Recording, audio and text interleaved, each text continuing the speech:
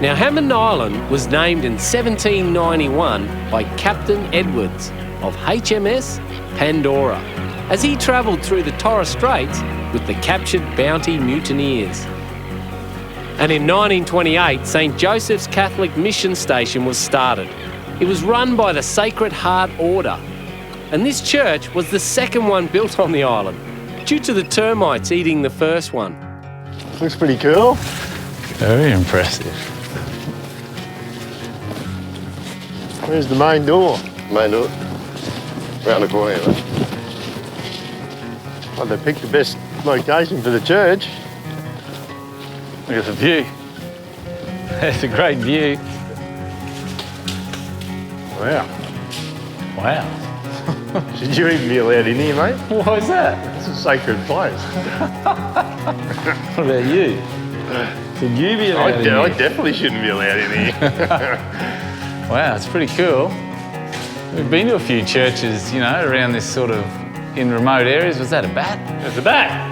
It is a bat. In the church, how cool. Oh, look at that. He thinks it's pretty good. We've been to a few remote churches around Australia, and this one's not too bad, eh? This one's up there. It's up there. I think the roof hasn't come down yet, so you guys must be okay. Yeah. All rocks and timber for the construction came from the island, and Mario's grandfathers built the timber work by hand from local timbers. Get a chin.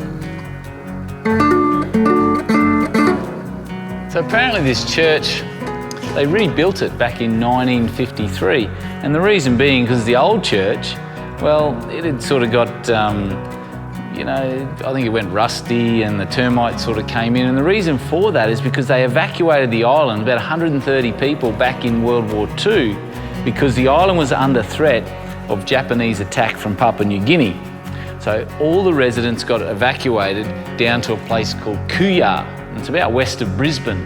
The community got together with the help of the pastor, and they built this church, and they built it from the iron, all these angle iron frames. They were built from the old army barracks that were here, and of course they used the local stone and concrete. And then one of the things that I found is it sits up in this dominant position up on the hill, and the reason for that, you know, it gets a good view, but they reckon the people out in their boats or people travelling through the Torres Strait Islands, they reckon they look up on the hill and you can see it from Thursday Island, and they reckon it's like a beacon of their faith for this area. Just walking around checking out the architecture of this place a little bit. How they built it. They've used old concrete drain pipes for the windows. We've got beer bottles for stained glass in some drain pipes. Very different. Very different indeed. St. Joseph's has stood the test of time. It has endured massive cyclones up on this hill. And because it was handcrafted by the community themselves, you can really see the passion that's gone into this building.